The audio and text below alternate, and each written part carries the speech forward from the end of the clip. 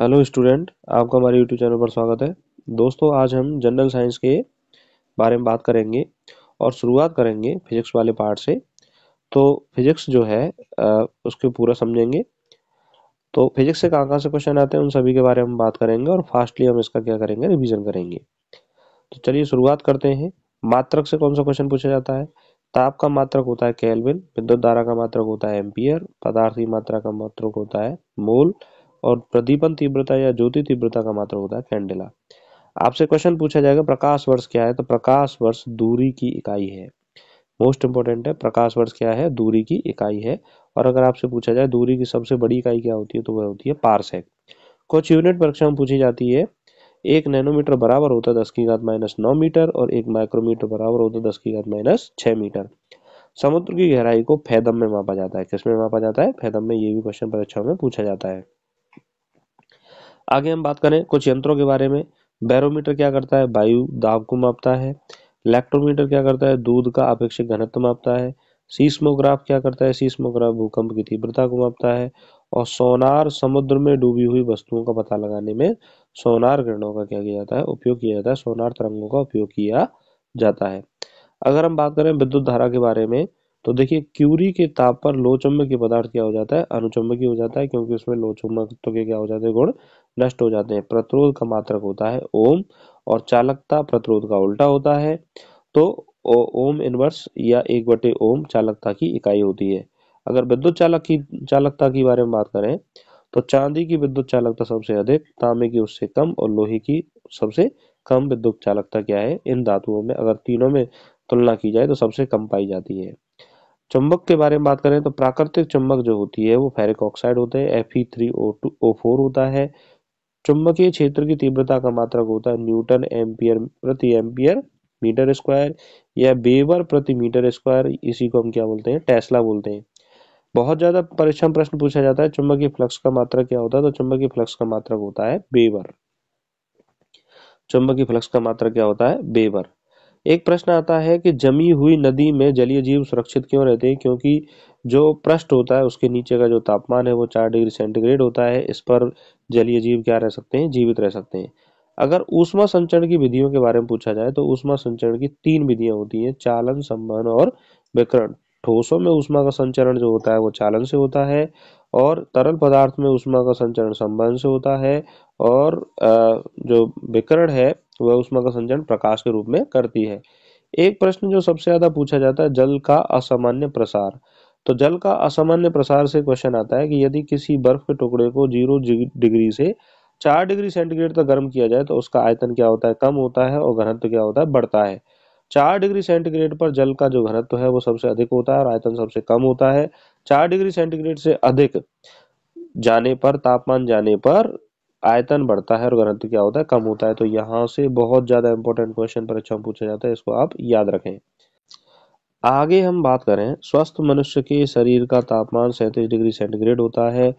अगर फॉरेनहाइट में बात करें तो 98.4 डिग्री फॉरेनहाइट स्वस्थ मनुष्य के शरीर का तापमान होता है। तापमान के यदि प्रश्न परीक्षा में पूछे जाते हैं तो ये इस फॉर्मूले से सॉल्व हो जाएंगे। C/5F-32/9। यहाँ से क्वेश्चन आपका क्या हो जाएगा? सॉल्व हो जाएगा। एक प्रश्न पूछा जाता है कि चंद्रमा पर पृथ्वी के गुरुत्वाकर्षण का मान कितना होता है? तो चंद्रमा पर गुरुत्वाकर्षण बल का मान पृथ्वी का 1/6 गुना होता है। अर्थात यदि किसी व्यक्ति का वजन पृथ्वी पर 60 किलोग्राम है तो चंद्रमा पर उसका कितना रह जाएगा? 10 किलोग्राम रह जाएगा। किसी लोलक का आवर्तकाल भूमध्य रेखा पर अधिकतम होता है और ध्रुवों पर आवर्तकाल क्या होता है? न्यूनतम होता है। यह भी प्रश्न परीक्षा में पूछा जाता है। ध्वनि की चाल ठोसों में सबसे ज्यादा होती है, गैस द्रव में उससे कम, और गैसों में सबसे कम होती है। ध्वनि की जो इकाई है वो डेसिबल होती है। 30 डेसिबल फुसफुसाहट की ध्वनि होती है। 50 से 60 डेसिबल सामान्य बातचीत की ध्वनि होती है, बहुत पूछा जाता है परीक्षा में। 90 डेसिबल से ऊपर कर्ण अप्रिय ध्वनि होती है। आगे हम बात करें इको के लिए। इको का अर्थ क्या होता है? देखिए, कभी आपने कुएं में आवाज लगाई होगी तो वह आवाज हमारे पास लौट कर आती है, तो उसे हम इको कहते हैं। तो इको के लिए 16.6 मीटर की दूरी होनी चाहिए। अगर हम आवृत्ति के आधार पर ध्वनि तरंगों को बांटे तो 3 भागों में बांट सकते हैं: अपश्रव्य ध्वनि तरंगे, श्रव्य ध्वनि तरंग, पराश्रव्य ध्वनि तरंग। ऐसी ध्वनि तरंग जिन्हें हम सुन नहीं सकते, इनकी आवृत्ति होती है 20 हर्ट्ज, और जिन्हें हम सुन सकते हैं श्रव्य ध्वनि तरंगे, इनकी आवृत्ति होती है 20 हर्ट्ज से 20,000 हर्ट्ज तक।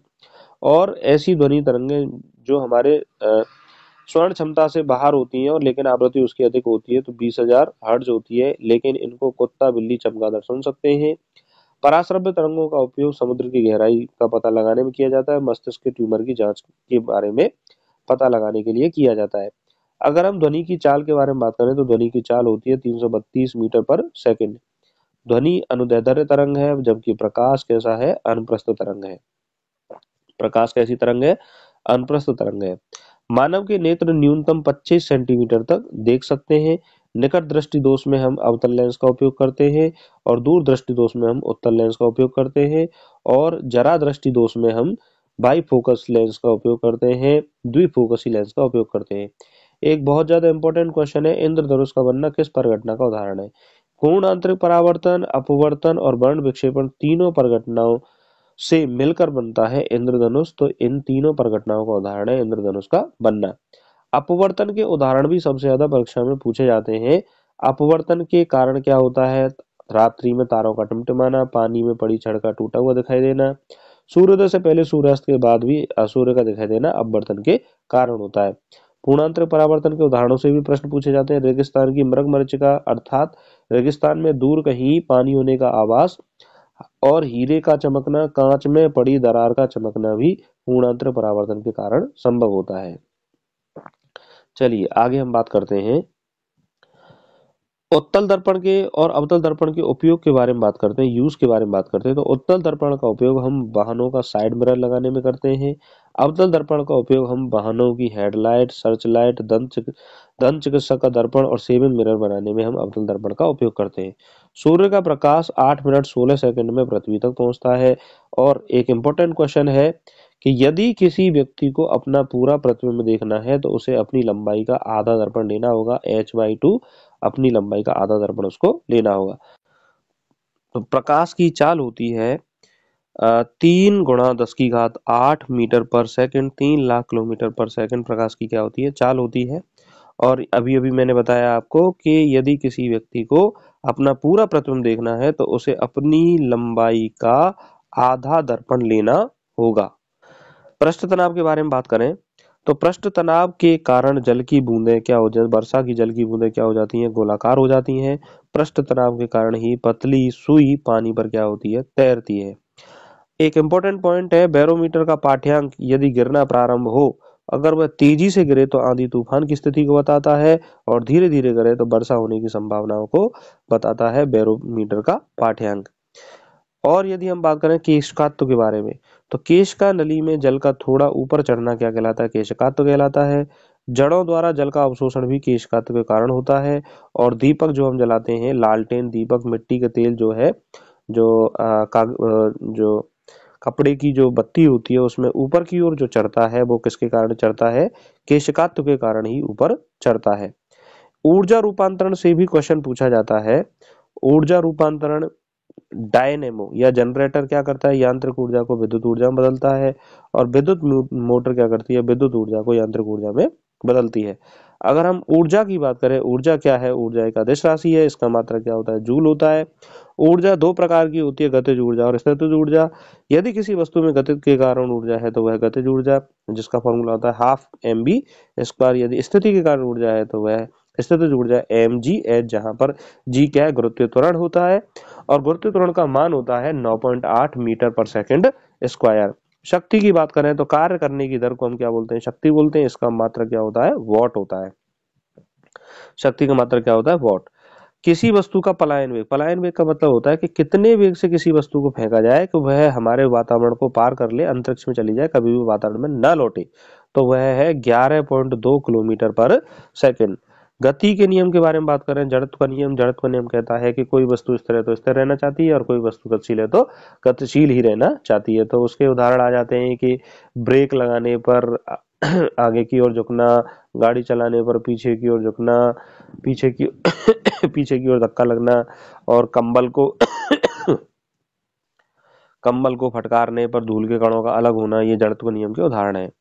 दूसरा नियम है संवेग संरक्षण का नियम। तीसरा नियम है क्रिया प्रतिक्रिया का नियम। रॉकेट का प्रणोदन तीसरे नियम पर आधारित है। बंदूक से गोली निकलने पर धक्का लगना भी जड़त्व गति के तीसरे नियम पर क्या है, आधारित है। अपकेंद्री बल, अपकेंद्री बल मतलब कि वृत्तीय गति में बाहर की ओर लगने वाला बल अपकेंद्री बल है। इसी के कारण दूध से क्या होती है, क्रीम बाहर निकलती है, दही से मक्खन बाहर निकलता है और वॉशिंग मशीन से गंदगी बाहर निकलती है। अपकेंद्र बल के कारण बहुत ज्यादा मोस्ट इंपोर्टेंट है, आप इसको याद रखें, परीक्षा में बहुत ज्यादा पूछा जाता है। आगे हम बात करें नाभिकीय ऊर्जा के बारे में करें तो नाभिकीय ऊर्जा में परमाणु बम नाभिकीय विखंडन के सिद्धांत पर कार्य करता है, जिसमें यूरेनियम 235 नाभिक और प्लूटोनियम 239 नाभिक का क्या किया जाता है, उपयोग किया जाता है।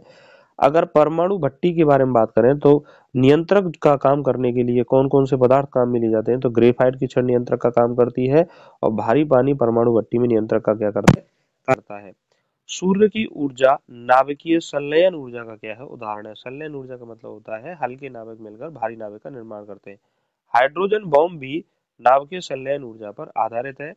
कुछ इकाइयां परीक्षा में पूछी जाती है, इंपॉर्टेंट है। एक न्यूटन बराबर होता है 10⁵ डायन, एक जूल बराबर होता है 10�7 अर्ग, एक मेगावाट बराबर होता है 10�6 वाट और एक हॉर्स पावर बराबर होता है 740 वाट। एक किलोवाट आवर बराबर होता है 3.6 गुणा 10⁶ जूल होता है। तो ये कुछ यूनिट है जो परीक्षा में आपसे पूछी जाती है, याद रखना चाहिए।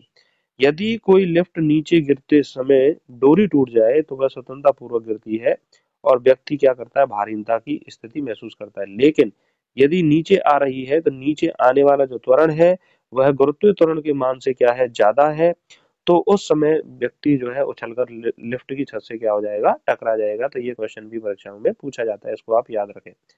वायुमंडलीय दाब का मात्रक होता है बार और एक बार बराबर होता है 10⁵ न्यूटन प्रति मीटर स्क्वायर। कांच पर उपस्थित जल की बूंद के बीच आसंजन बल होता है, मोस्ट इंपोर्टेंट है, परीक्षा में पूछा जाता है कि कांच और जल के मतलब अगर किसी कांच को जल में भिगोया जाए तो जल की बूंदें रह जाती है, तो वो बल कौन सा होता है, आसंजन बल। परम शून्य ताप 0 केल्विन ताप को परम शून्य ताप कहा जाता है और 0 केल्विन ताप का मान होता है -273.15 डिग्री सेंटीग्रेड। तो मान लीजिए कि कोई ताप डिग्री सेंटीग्रेड में दिया हुआ है, उसमें 273 जोड़ देंगे तो उसका मान कितना निकल के आ जाएगा, केल्विन में निकल के आ जाएगा। अगर आपसे प्राथमिक रंगों के बारे में पूछा जाए तो लाल, हरा और नीला प्राथमिक रंग होते हैं। फ्यूज तार के बारे में पूछा जाए तो टिन और लेड से टिन का 63% हिस्सा और लेड का 37% हिस्सा फ्यूज तार का निर्माण करता है। फ्यूज तार का प्रतिरोध तो अधिक होता है लेकिन गलनांक क्या होता है, कम होता है और इसे हमेशा श्रेणी क्रम में जोड़ा जाता है। अगर आपसे कभी पूछा जाए कि घरों में जो उपकरण लगाए जाते हैं उनको क्रम क्रम में लगाया जाता है तो समानांतर क्रम में उनको लगाया जाता है। ब्रह्मांड की उत्पत्ति के बारे में बिग बैंग थ्योरी के जो देने वाले व्यक्ति हैं वह हैं जॉर्ज लेमेत्रे। रिमोट कंट्रोल में अवरक्त किरणें पाई जाती हैं, बहुत ज्यादा पूछा जाता है, कौन सी किरणें मिलती हैं, अवरक्त किरणें। एक्स किरणों की खोज विल्हेम रॉन्टजन ने एक्स किरणों की क्या की, खोज की और 32 डिग्री फ़ारेनहाइट ताप का मान 0 डिग्री सेंटीग्रेड ताप के मान। चलिए दोस्तों, अब हम फिजिक्स के चैप्टर रिवीजन के बाद केमिस्ट्री के चैप्टर का जनरल साइंस में रिवीजन करते हैं। जो भी इंपॉर्टेंट पॉइंट हैं उनके बारे में हम चर्चा करते हैं। देखिए, एक क्वेश्चन पूछा जाता है कि पदार्थ की कितनी अवस्थाएं होती हैं, तो ठोस, द्रव, गैस सब जानते हैं। पदार्थ की चौथी अवस्था के बारे में पूछा जाता है, तो पदार्थ की चौथी अवस्था होती है प्लाज्मा। ऊर्ध्वपातन किसे कहते हैं, यह भी क्वेश्चन परीक्षा में पूछा जाता है। जब कोई ठोस पदार्थ सीधे गैसीय पदार्थ में परिवर्तित हो जाता है तो उसे ऊर्ध्वपातन कहते हैं। इसका उदाहरण है कपूर और नौसादर, जो एग्जाम में बहुत ज्यादा पूछे जाते हैं। अब हम बात करें कि परमाणु की संरचना के बारे में बात करें तो परमाणु का नाभिक धनावेशित होता है जिसमें न्यूट्रॉन पाए जाते हैं और प्रोटॉन पाए जाते हैं और इसके चारों ओर वृत्ताकार कक्षाओं में इलेक्ट्रॉन चक्कर लगाते हैं। तो नाभिक कैसा होता है, पॉजिटिव चार्ज होता है और नेगेटिव चार्ज इसके चारों ओर चक्कर लगाता है, जिसके कारण आकर्षण बल लगता है और अपकेंद्री बल के प्रभाव के कारण वो इलेक्ट्रॉन चारों ओर चक्कर लगाते हैं। एक क्वेश्चन पूछा जाता है कि इलेक्ट्रॉन की खोज किसने की, जे थॉमसन ने इलेक्ट्रॉन की खोज की। न्यूट्रॉन की खोज जेम्स चैडविक ने की, सबसे ज्यादा परीक्षा में पूछा जाता है। और प्रोटॉन की खोज गोल्डस्टीन ने की। अगर गोल्डस्टीन ऑप्शन में ना हो तो आंसर जाएगा रदरफोर्ड जाएगा। अगली बात करें हम समस्थानिक के बारे में। देखिए, वे सभी तत्व जिनका परमाणु क्रमांक तो समान है लेकिन परमाणु भार क्या है, अलग है, तो उन्हें समस्थानिक कहते हैं। जैसे हाइड्रोजन का H11, यानी किसी भी तत्व को यदि हम X से निरूपित करें तो इसके नीचे की ओर A जो है यह परमाणु क्रमांक को बताता है और Z जो है वह परमाणु भार को बताता है। ऐसे ड्यूटेरियम और ट्राइटियम, तो ट्राइटियम भी समस्थानिक का उदाहरण है, लेकिन इनमें सब में कॉमन क्या है कि परमाणु क्रमांक क्या है, इनका बराबर है। तो परमाणु क्रमांक जो होता है वो प्रोटॉन की संख्या को बताता है। तो जिन तत्वों में प्रोटॉन की संख्या बराबर है वे सभी तत्व क्या होते हैं, समस्थानिक होते हैं।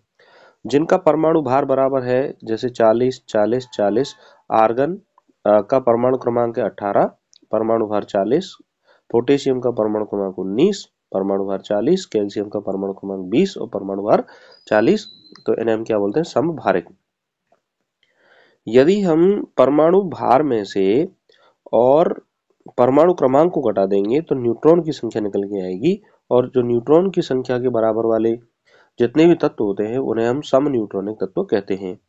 एक इंपॉर्टेंट क्वेश्चन है, आधुनिक आवर्त सारणी को किसने बनाया, तो मोज़ले ने आधुनिक आवर्त सारणी को बनाया। अक्रिय गैस कौन कौन सी होती हैं, helium, neon, organ, krypton, xenon और रेडॉन। यानी आवर्त सारणी में वर्ग 18 के जितने भी तत्व हैं वह सब किसके अंतर्गत आते हैं, अक्रिय गैस के अंतर्गत आते हैं। चलिए आगे हम बात करें कि इंपॉर्टेंट क्वेश्चन जो सामान्यतः परीक्षा में पूछे जाते हैं। जल की कठोरता से संबंधित क्वेश्चन परीक्षा में पूछा जाता है। जल की कठोरता कितने प्रकार की होती है, जल की कठोरता दो प्रकार की होती है, अस्थायी कठोरता और स्थायी कठोरता। अस्थायी कठोरता कैल्शियम व मैग्नीशियम के बाइकार्बोनेट के कारण होती है, इंपॉर्टेंट है, बाइकार्बोनेट के कारण होती है। स्थायी कठोरता कैल्शियम व मैग्नीशियम के क्लोराइड, सल्फेट, नाइट्रेट के कारण होती है, जैसे कि calcium chloride, magnesium chloride, calcium sulphate, calcium nitrate, magnesium sulphate, magnesium nitrate, इनके कारण स्थायी कठोरता होती है। कुछ इंपॉर्टेंट फॉर्मूले हैं जो पूछे जाते हैं, जैसे पोटेशियम परमैंगनेट को लाल दवा कहते हैं, सोडियम कार्बोनेट 10 जल के अणुओं को धावन सोडा कहते हैं, सोडियम बाइकार्बोनेट को खाने का सोडा या बेकिंग सोडा बोलते हैं, एसिटिक अम्ल CH3COOH को सिरका कहा जाता है, और HNO3 नाइट्रिक अम्ल कहा जाता है।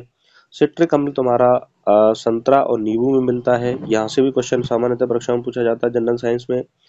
टार्टरिक अम्ल इमली में मिलता है, लैक्टिक अम्ल दूध में मिलता है, फॉर्मिक अम्ल चींटी व बिच्छुओं के डंक में मिलता है, चींटी व बिच्छुओं के डंक में मिलता है, ऑक्जेलिक अम्ल टमाटर में मिलता है, ऐसे ही मैलिक अम्ल सेब में मिलता है। एक क्वेश्चन पूछा जाता है एक्वा रेजिया अम्लराज जिसे बोलते हैं, तो सांद्र HCl हाइड्रोक्लोरिक अम्ल, कंसंट्रेट HCl हाइड्रोक्लोरिक अम्ल, कंसंट्रेट नाइट्रिक अम्ल का 3:1 में मिलाया जाए तो वह मिश्रण कहलाता है एक्वा रेजिया अम्लराज जिसे हम बोलते हैं। बहुत ज्यादा क्वेश्चन पूछा जाता है, HCl पहले है याद रखना, HNO3 क्या है, बाद में है। NaCl को साधारण नमक कहा जाता है। जिप्सम का फॉर्मूला भी पूछा जाता है, कैल्शियम सल्फेट के साथ यदि 2 जल के अणु हों तो उसे हम क्या बोलेंगे, जिप्सम बोलेंगे। यदि कैल्शियम सल्फेट के साथ आधा जल का अणु हो तो हम उसे प्लास्टर ऑफ पेरिस कहते हैं, POP कहते हैं। एक क्वेश्चन भी परीक्षा में पूछा जाता है कार्बन के अपर रूप के बारे में। देखिए कार्बन एक अधातु है, कार्बन के 3 अपर रूप होते हैं, हीरा, ग्रेफाइट और फुलरीन। हीरा पृथ्वी का सबसे कठोर पदार्थ है, यह कुचालक होता है, पूर्णांतर परावर्तन के कारण चमकता है। ग्रेफाइट परतदार संरचना है, कैसी संरचना है, परतदार संरचना है, और यह विद्युत की क्या होती है, सुचालक होती है। तो एकमात्र अपर रूप जो विद्युत का सुचालक होता है कार्बन का वह होता है ग्रेफाइट। फुलरीन नैनो पार्टिकल्स में फुलरीन क्या करता है, काम आता है, नैनो खोज के लिए फुलरीन का खोज को आगे बढ़ाने के लिए उपयोग किया जाता है फुलरीन का।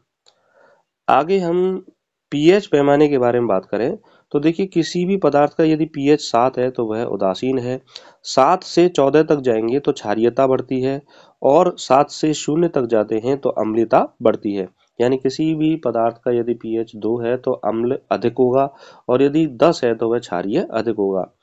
ठीक ऐसे ही कुछ एग्जाम्पल परीक्षा में पूछे जाते हैं कि किसका पीएच कितना होता है। लार का पीएच होता है 6.8, रक्त का पीएच होता है 7.4, रक्त का पीएच होता है 7.4। ऐसे ही अम्लीय वर्षा का पीएच होता है 5.6, बहुत मोस्ट इंपोर्टेंट है, पूछा जाता है परीक्षा में, याद रखें इसे। मूत्र का पीएच होता है 6। और अगर हम बात करें कि शरीर का सबसे कठोर पदार्थ क्या होता है तो दांत का एनेमल होता है, दांत का जो व्हाइट पार्ट होता है वह शरीर का सबसे कठोर पदार्थ होता है। कोलाइडी विलियन के बारे में बात करें, देखिए कोलाइडी विलियन जैसे कोहरा, कोहरा एक एरोसोल का उदाहरण है, किसका उदाहरण है, एरोसोल का उदाहरण है। कोलाइडी विलयन एक विषमांगी विलयन है।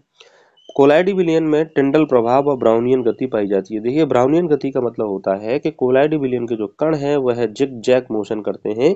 जिग जैग मतलब टेढ़ी मेढ़ी गति करते हैं, तो इस टेढ़ी मेढ़ी गति को हम क्या बोलते हैं? ब्राउनियन गति। टिंडल प्रभाव का अर्थ होता है कि कोलाइडी विलयन से अगर हम प्रकाश गुजारें तो उसके कण हमें स्पष्ट दिखाई देते हैं, उसे हम क्या बोलते हैं? टिंडल प्रभाव कहते हैं। जीवित पदार्थ व उनके उत्पादों में कोलाइडी पदार्थ पाए जाते हैं, जैसे कि दूध एक कोलाइडी विलयन है या कोलाइडी पदार्थ है। गोंद, रक्त, स्याही, ये सब क्या है? कोलाइडी पदार्थ है। इनके अलावा भी आप ये देख लेना कि भाई जो भी जीवित उत्पाद रहा है, जीवित पदार्थ रहा है, उसका कोई भी उत्पाद रहा है तो वह क्या है? कोलाइडी पदार्थ है। कोलाइडी अवस्था में ही क्या है? वास्तव में जीवन संभव है। एक क्वेश्चन पूछा जाता है कि भूपर्पट्टी में पाए जाने वाले तत्व, तो ध्यान दीजिए सबसे अधिक मात्रा में पाया जाता है ऑक्सीजन। ऑक्सीजन एक अधातु है, तो सर्वाधिक मात्रा में पाई जाने वाली अधातु भी क्या है? ऑक्सीजन है। और सिलिकॉन, सिलिकॉन एक अर्धधातु है, इसे हम उपधातु भी बोलते हैं। फिर उसके बाद एल्यूमिनियम, आयरन, कैल्शियम और सोडियम, उसके बाद मिलता है मैग्नीशियम। उसके बाद क्या मिलता है? मैग्नीशियम मिलता है। तो सर्वाधिक मात्रा में जो भूपर्पट्टी में धातु पाई जाती है वह पाई जाती है एल्यूमिनियम। लेकिन अगर पूछा जाए कि पृथ्वी के भूगर्भ में सर्वाधिक मात्रा में कौन सी धातु पाई जाती है, तो वह आंसर हो जाता है लोहा। भूपर्पट्टी का अर्थ होता है कि ऊपर की परत जहां पर मृदा पाई जाती है। आगे हम बात करें, सल्फ्यूरिक अम्ल को ऑयल ऑफ विट्रॉयल भी कहा जाता है, विट्रॉल कहा जाता है सल्फ्यूरिक अम्ल को। प्लास्टिक के बारे में क्वेश्चन पूछा जाता है परीक्षाओं में। प्लास्टिक दो तरह की होती है, थर्मोप्लास्टिक और थर्मोसेटिंग। ऐसी प्लास्टिक जिससे दोबारा कोई उत्पाद नहीं बना सकते उसको थर्मोसेटिंग कहते हैं, और जिससे दोबारा कोई उत्पाद बनाया जाता है, उसको ढाला जाता है किसी भी आकार में, दोबारा कुछ बनाया जा सकता है, उसे थर्मोप्लास्टिक कहते हैं। जैसे polyvinyl chloride, PVC, polythene, nylon, प्राकृतिक रबर, ये सब थर्मोप्लास्टिक के उदाहरण है। और बेकेलाइट मोस्ट इंपोर्टेंट है, बेकेलाइट थर्मोसेटिंग का क्या है? उदाहरण है। बेकेलाइट बनता है फिनॉल प्लस फॉर्मल्डिहाइड। प्राकृतिक रबर का बहुलक पूछा जाता है, प्राकृतिक रबर किसका बहुलक है? तो आइसोप्रीन का बहुलक है प्राकृतिक रबर, यानी एक लग इकाई इसकी क्या होती है? आइसोप्रीन होती है। आगे इंपॉर्टेंट पॉइंट के बारे में बात करें,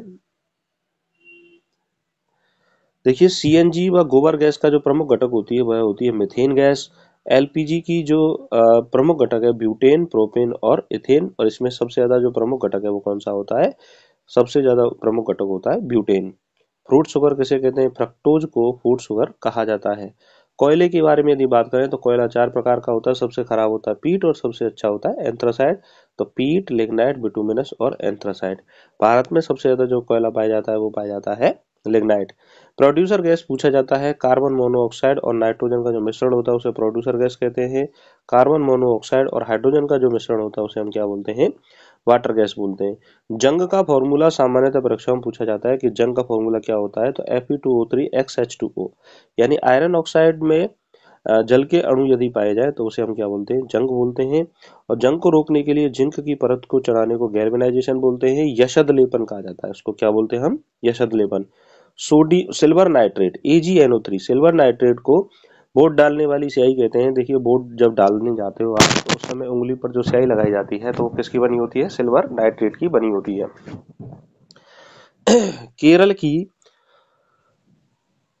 केरल की मोनोजाइट मिट्टी से रेडियो सक्रिय पदार्थ क्या पाया जाता है? थोरियम पाया जाता है। ये इंपॉर्टेंट है, थोरियम कहाँ मिलता है? केरल की मोनोजाइट मिट्टी से रेडियो सक्रिय पदार्थ थोरियम पाया जाता है।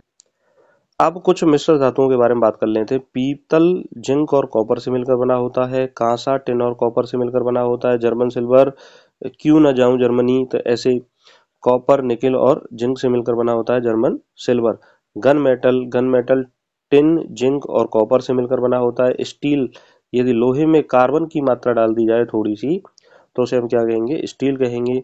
और एक होती है स्टेनलेस स्टील, इसमें आयरन, क्रोमियम और निकेल को मिश्रण को क्या कहा जाता है? स्टेनलेस स्टील कहा जाता है। और यदि फ्यूज तार की बात करें, टिन और सीसा या टाका सोल्डर की बात करें तो उसे हम किस मिश्र धातु को बना होता है? टिन और सीसे के मिलाकर क्या बनता है? सोल्डर बनता है। अगर हम बात करें साबुन, साबुन क्या होता है? उच्च वसा लवण के सोडियम व पोटेशियम लवण जो होते हैं, उच्च वसा के सोडियम पोटेशियम लवण को हम साबुन कहते हैं। और लंबी हाइड्रोकार्बन श्रृंखला के सल्फोनेट जो लवण होते हैं उनको हम क्या बोलते हैं? अपमार्जक। साबुन जो है केवल मृदु जल में कार्य करता है, कठोर जल में कार्य नहीं करता, जबकि अपमार्जक मृदु एवं कठोर जल दोनों में कार्य करता है, लेकिन यह प्रकृति के लिए हानिकारक होता है, जबकि साबुन जो है प्रकृति के लिए हानिकारक नहीं होता। साबुन व अपमार्जक मिशेल निर्माण प्रक्रिया के द्वारा गंदगी को क्या करते हैं, साफ करते हैं। बॉडी में यदि एसिडिटी हो जाए तो एंटासिड का उपयोग किया जाता है। एंटासिड कौन सी प्रमुख रूप से उपयोग लाई जाती है, मैग्नीशियम हाइड्रोक्साइड, जिसे हम मिल्क ऑफ मैग्नीशिया MOM कहते हैं, magnesium hydroxide, milk of magnesia इसको कहा जाता है। फिजिक्स और केमिस्ट्री के कंप्लीट रिवीजन के बाद अब हम बायोलॉजी का रिवीजन करेंगे। देखिए फास्टली हम रिवीजन करेंगे बायोलॉजी का, और उससे क्या है संपूर्ण फिर हमारी जो जनरल साइंस है उसका रिवीजन हो जाएगा। चलिए हम शुरुआत करते हैं। सबसे पहले हम बात करें कि एक क्वेश्चन नॉर्मली पूछ लिया जाता है पेपर में कि बायोलॉजी शब्द किसने दिया, तो लेमार्क और ट्रेविरेनस ने बायोलॉजी शब्द दिया। और बायोलॉजी की जो शाखा है एपीकल्चर मधुमक्खी पालन को एपीकल्चर कहा जाता है।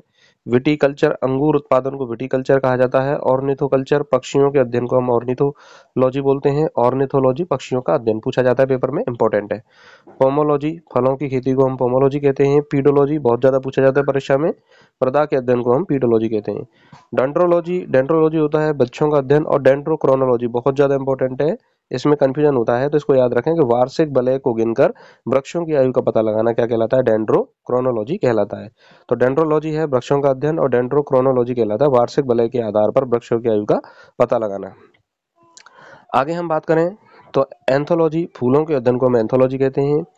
जीवाणु ब्लू ग्रीन एल्गी नीले हरे शैवाल साइनोबैक्टीरिया को मोनेरा वर्ग में रखा गया है। तो बहुत सारे स्टूडेंट कंफ्यूजन रहते हैं कि जो नीले हरे शैवाल है वो पादप है, पादप नहीं है, ये मोनेरा जगत में आते हैं। और मोनेरा जगत क्या होता है, देखिए मोनेरा जगत को बताने के लिए एक इम्पोर्टेंट पॉइंट है कि 5 जगत प्रणाली किसने दी। 1969 में R.H. वेटेकर ने बताया कि इस पृथ्वी पर जितने भी जीव हैं उनको 5 भागों में बांटा जा सकता है। पहला है मोनेरा, दूसरा प्रोटिस्टा, तीसरा फंजाई जिसे कवक कहते हैं, चौथा प्लांट और पांचवा है एनिमल्स। पांचवा क्या है, एनिमल्स। आगे हम बात करें तो कवकों की जो सेल वॉल है वह काइटिन की बनी होती है। और वायरस जो है वह सजीव और निर्जीव के बीच की योजक कड़ी होता है। युगलीना पादप एवं जंतु के बीच की योजक कड़ी होता है। और वर्गीकरण का पिता किसे कहा जाता है, तो वर्गीकरण का पिता कहा जाता है कैरोलस लीनियस को वर्गीकरण का पिता कहा जाता है, मोस्ट इंपोर्टेंट है।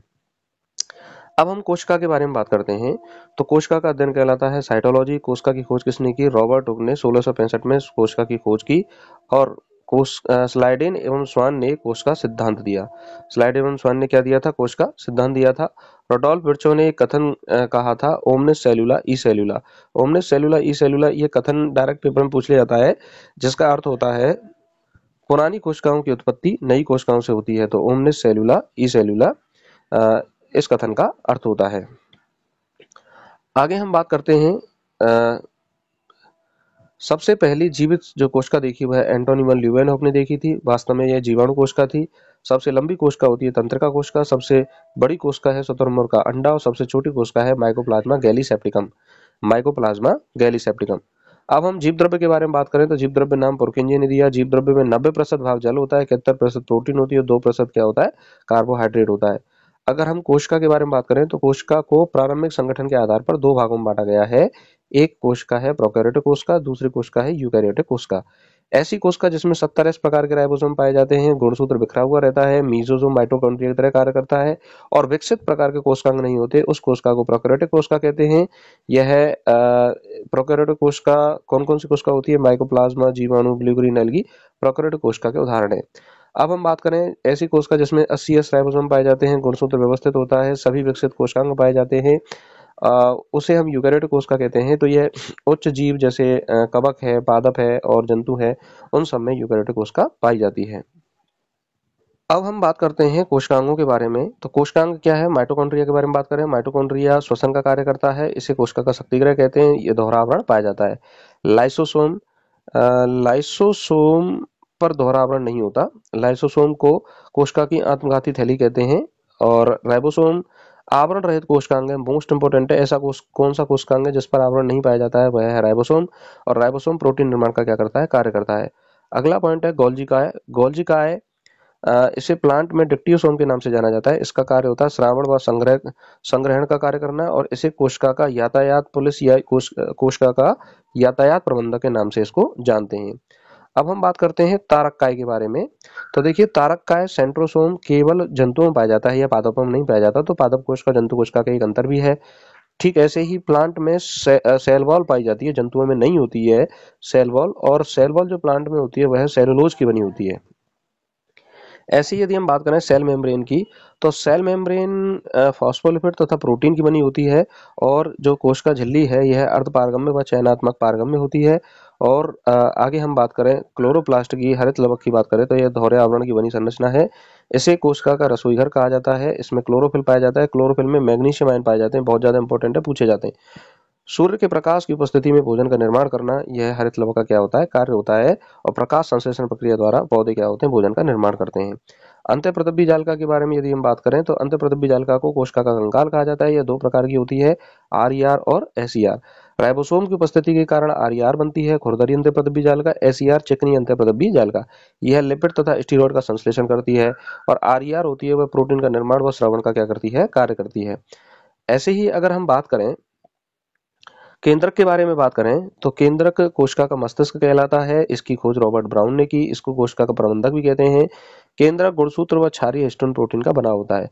डीएनए की फुल फॉर्म पूछ ली जाती है। डीएनए की फुल फॉर्म है डीऑक्सीराइबोन्यूक्लिक अम्ल। और यह डबल हेलिक्स मॉडल संरचना है।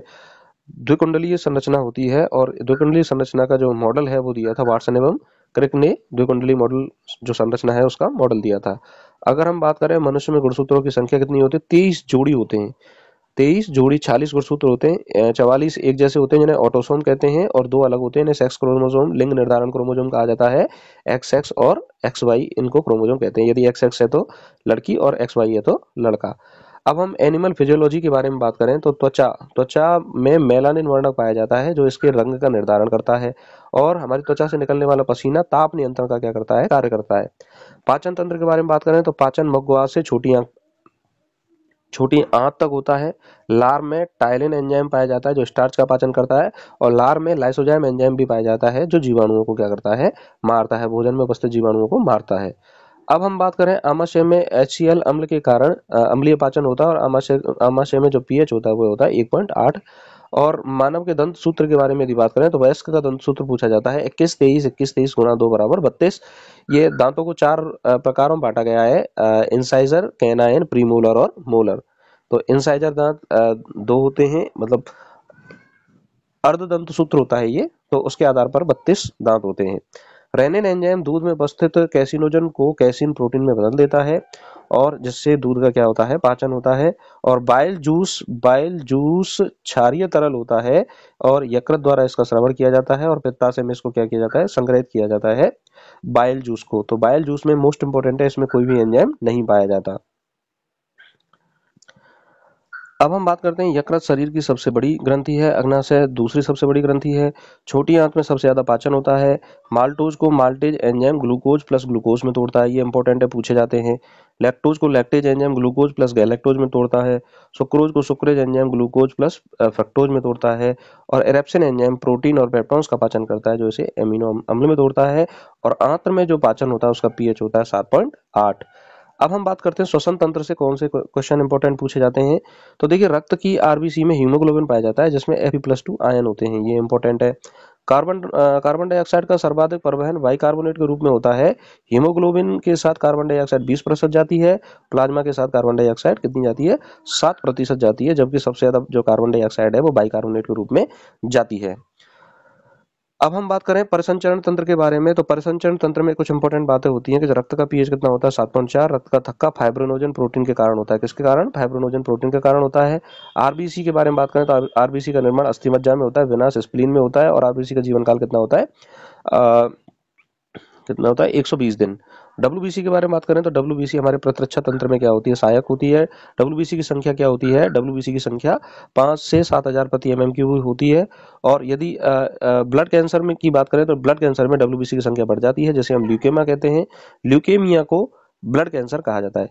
बीपी का मापन स्फिग्नोमेनोमीटर के द्वारा किया जाता है, जबकि हृदय की धड़कन का मापन स्टेथोस्कोप के द्वारा हम हृदय की धड़कन का क्या करते हैं, मापन करते हैं। उत्सर्जन तंत्र के बारे में बात करें तो मानव में प्रमुख उत्सर्जी अंग जो होता है वह होता है वृक्क। नेफ्रॉन उत्सर्जी अंग वृक्क की क्या होती है, क्रियात्मक इकाई होती है। यूरोक्रोम वर्णक के कारण मूत्र का रंग क्या होता है, पीला होता है। और किडनी में जो पथरी जमती है वह कैल्शियम ऑक्जेलेट के क्रिस्टल होते हैं। इंपॉर्टेंट है, परीक्षा में पूछा जाता है। किडनी की पथरी जो है वो किसके क्रिस्टल है, कैल्शियम ऑक्जेलेट के क्रिस्टल है। आगे हम बात करें तंत्र का तंत्र, तो तंत्र का अध्ययन कहलाता है न्यूरोलॉजी। शरीर का संतुलन का कार्य करता है सेरिबेलम। अनुमस्तिष्क शरीर के संतुलन का कार्य करता है। स्मरण शक्ति का केंद्र होता है सेरिब्रम। श्वसन, हृदय की धड़कन, पाचन का जो केंद्र होता है वह मेडुला ऑब्लोंगेटा में होता है। और प्रत्यावर्ती क्रियाओं का नियंत्रण होता है मेरुरज्जु के द्वारा। मेरुरज्जु के द्वारा ही प्रत्यावर्ती क्रियाओं का नियंत्रण होता है। और मस्तिष्क का भार होता है 1400 ग्राम और मस्तिष्क हमारी क्रेनियम खोपड़ी में पाया जाता है। देखिए डिटेल हम समझेंगे नहीं, डिटेल तो हमने पढ़ रखी है। अब हमें क्या करना है, रिवीजन करना है। जितनी फास्ट रिवीजन हो जाएगा उतना ही हमारा बढ़िया रहेगा और उतना ही हम अच्छे से उसको आगे पढ़ पाएंगे। आगे हम बात करें कंकाल तंत्र के बारे में, तो अस्थियों का अध्ययन कहलाता है ऑस्टियोलॉजी। लिगामेंट अस्थि को अस्थि से जोड़ता है। टेंडन अस्थि को पेशी से जोड़ता है। सबसे बड़ी अस्थि होती है फीमर और सबसे छोटी अस्थि होती है स्टेपीज। हड्डी में तत्व होते हैं कैल्शियम व फॉस्फेट होते हैं। पसलियों की संख्या 12 जोड़ी होती है, अर्थात कितनी होती है, 24। मनुष्य में क्या पाई जाती है, पसलियां पाई जाती हैं। आगे हम बात करें अंतःस्रावी तंत्र के बारे में, तो सबसे छोटी जो एंडोक्राइन अंतःस्रावी ग्रंथि होती है वह होती है पीयूष ग्रंथि, जिसे पिट्यूटरी ग्लैंड कहते हैं। इससे ग्रोथ हार्मोन एसटीएच स्रावित होता है। इस हार्मोन की कमी हो जाए तो व्यक्ति बौना रह जाता है। Luteinizing hormone, follicle stimulating hormone, prolactin hormone. Prolactin hormone जो होता है माँ में दूध के निर्माण को, स्तन ग्रंथियों में दूध के निर्माण में सहायक होता है। ऑक्सीटोसिन हार्मोन प्रसव हार्मोन कहा जाता है। बच्चे के समय जो हार्मोन स्रवण होता है वह ऑक्सीटोसिन हार्मोन होता है, इसीलिए इसको पिटोसिन हार्मोन या प्रसव हार्मोन के नाम से भी जाना जाता है। और मूत्र की मात्रा में नियंत्रण के लिए एक हार्मोन होता है एडीएच, एंटी डायूरेटिक हार्मोन, जिसे वैसोप्रेसिन के नाम से जाना जाता है। यदि इस हार्मोन की कमी हो जाए तो व्यक्ति को लगातार मूत्र आता रहता है, तो इस रोग को कहा जाता है डायबिटीज इंसिपिडस। देखिए मधुमेह नहीं है, यह अतिमूत्रता की स्थिति को दर्शाता है, डायबिटीज इंसिपिडस। आगे हम बात करें थायराइड ग्रंथि से, तो थायराइड ग्रंथि से थायरोक्सिन हार्मोन स्रावित होता है, आयोडीन से बना होता है। अगर थायरोक्सिन हार्मोन की कमी हो जाए तो घेंगा रोग हो जाता है, व्यक्ति के गलगंड रोग हो जाता है। एड्रिनल ग्रंथि से एड्रिनलिन हार्मोन स्रावित होता है, इसे 3F हार्मोन कहते हैं, संकट मोचन हार्मोन इसको कहा जाता है। अग्नाशय ग्रंथि में 3 प्रकार की कोशिकाएं होती है, alpha beta delta. Alpha cell से ग्लूकागोन हार्मोन, बीटा सेल से इंसुलिन हार्मोन। इंसुलिन हार्मोन की यदि शरीर में कमी हो जाती है तो रोग हो जाता है डायबिटीज मेलिटस, जिसे हम मधुमेह रोग के रूप में जानते हैं। अब हम बात करते हैं ब्रषण। टेस्टोस्टेरोन हार्मोन का श्रवण करता है। अंडाशय से प्रोजेस्टेरोन हार्मोन और एस्ट्रोजन हार्मोन का क्या होता है, श्रवण होता है। तो ये भी क्वेश्चन पूछा जाता है कि स्त्रियों में कौन कौन से हार्मोन जननांग से स्रावित होते हैं, तो वह होते हैं प्रोजेस्टेरोन और एस्ट्रोजन। पीनियल ग्रंथि को तीसरी आंख कहा जाता है। अब हम जैव विकास के बारे में बात करें तो पृथ्वी की उत्पत्ति 4.6 अरब वर्ष पूर्व हुई है और ब्रह्मांड की उत्पत्ति 13.7 अरब वर्ष पूर्व हुई है। ब्लू ग्रीन एल्गी साइनोबैक्टीरिया नीले रेशेवर पृथ्वी पर सबसे पुराने जीव माने जाते हैं। चार्ल्स डार्विन ने पक्षियों की चोंच पर अध्ययन किया, जिन्हें डार्विन फिंच कहते हैं, और जैव विकास का सिद्धांत दिया। लेमार्क ने जिराफ की गर्दन के लंबे होने का कारण बताया कि जिराफ की गर्दन कैसे लंबी होती है, तो यह लेमार्क ने बताया था। आगे हम बात करें आनुवंशिकी के बारे में, तो फादर ऑफ जेनेटिक्स कहा जाता है, मेंडल को कहा जाता है। आनुवंशिकी की इकाई क्या होती है, जीन होती है, गुणसूत्र नहीं करना है, इंपॉर्टेंट है, जीन होती है। जंपिंग जीन की खोज किसने की थी, बारबारा मैकक्लिंटॉफ ने जंपिंग जीन की खोज की थी। आनुवंशिक रोगों के बारे में यदि हम बात करें तो 21वें गुणसूत्र की ट्राइसोमी के कारण डाउन सिंड्रोम होता है। और यदि एक गुणसूत्र महिला एक एक्स गुणसूत्र की कमी हो जाए तो टर्नर सिंड्रोम होता है, और एक एक्स गुणसूत्र की अधिकता के कारण क्लाइनफेल्टर सिंड्रोम होता है। तो देखिए टर्नर सिंड्रोम में टोटल गुणसूत्र होंगे 45 और क्लाइनफेल्टर सिंड्रोम वाले व्यक्ति में टोटल गुणसूत्र होंगे 47, क्योंकि एक गुणसूत्र क्या हो गई, अधिकता हो गई। आगे हम बात करें एनिमल क्लासिफिकेशन के बारे में। प्रोटोजोआ में कौन कौन आते हैं, अमीबा, प्लाज्मोडियम से मलेरिया रोग होता है। लेशमानिया से काला आजार रोग होता है। ट्रिपेनोसोमा से अफ्रीकन निद्रा रोग होता है। पॉरीफेरा में आते हैं स्पंज, साइकोन, साइफा पॉरीफेरा में आते हैं।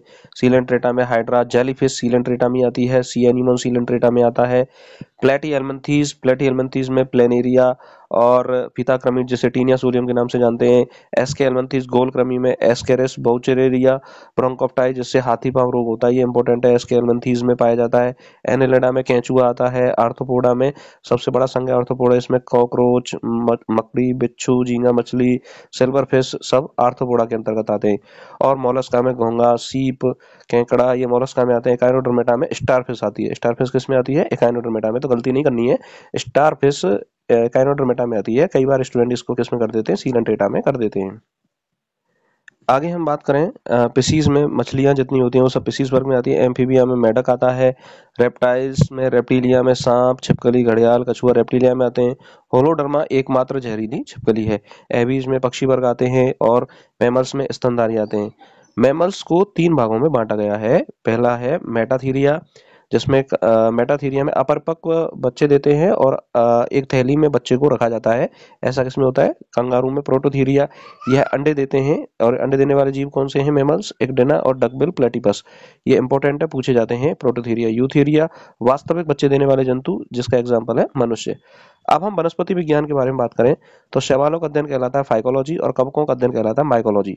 अब देखिए, शैवाल और कवक मिलकर आपस में एक सहजीवी संबंध बनाते हैं और यह सहजीवी संबंध कहलाता है लाइकेन। लाइकेन वहां नहीं उगते जहां पर क्या होता है? प्रदूषण होता है। आगे हम बात करें नोस्टॉक एनाबीना नामक साइनोबैक्टीरिया और लेगुमिनेसी पादप की जड़ों में पाए जाने वाला राइजोबियम जीवाणु नाइट्रोजन का क्या करता है? स्थिरीकरण करता है, नाइट्रोजन फिक्सेशन का कार्य करता है। मॉस एक ब्रायोफाइट पादप है। फर्न एक टेरिडोफाइट पादप है। आलू, अदरक, हल्दी क्या है? ये तना है। लौंग क्या है? पुष्प की कली है। ये पेपर में पूछा जाता है, इसलिए हम इसको राइट करेंगे। अनिश्चित फलन पार्थेनोकार्पी, बिना निषेचन के फल का उत्पन्न होना, जैसे केला, पपीता, नारंगी, अनानास। नारियल के बारे में यदि बात करें तो नारियल की सबसे ऊपरी पतली परत होती है बाह्यफल भित्ति, जटाएं होती है मध्यफल भित्ति, कठोर परत होती है अंतःफल भित्ति और नारियल का भ्रूणपोष खाया जाता है। लीची का खाने योग्य भाग होता है एरेल और आम का जो खाने योग्य भाग होता है वह होता है मध्य फल भित्ति। आगे हम बात करें असत्य फल किसे कहते हैं? असत्य फल ऐसे होते हैं जो अंडाशय से विकसित नहीं होते, तो सेब और नाशपाती असत्य फल का उदाहरण है जो पुष्पासन से विकसित होते हैं। पादप ऊतक के बारे में बात करें, 2 इंपॉर्टेंट पादप ऊतक हैं, जाइलम व फ्लोएम।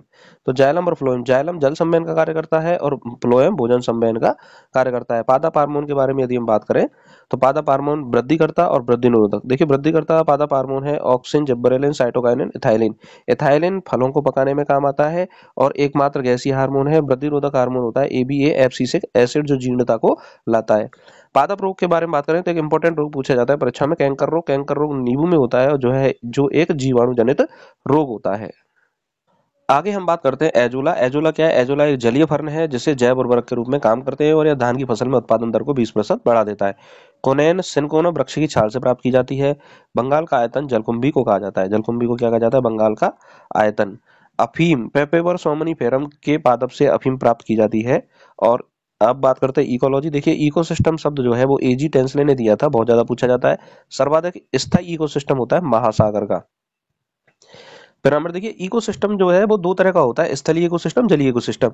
स्थलीय इकोसिस्टम के उदाहरण होते हैं वृक्ष, वन, घास के मैदान और जलीय इकोसिस्टम के उदाहरण होते हैं तालाब, नदियां, सागर, महासागर। ये जलीय इकोसिस्टम के उदाहरण है।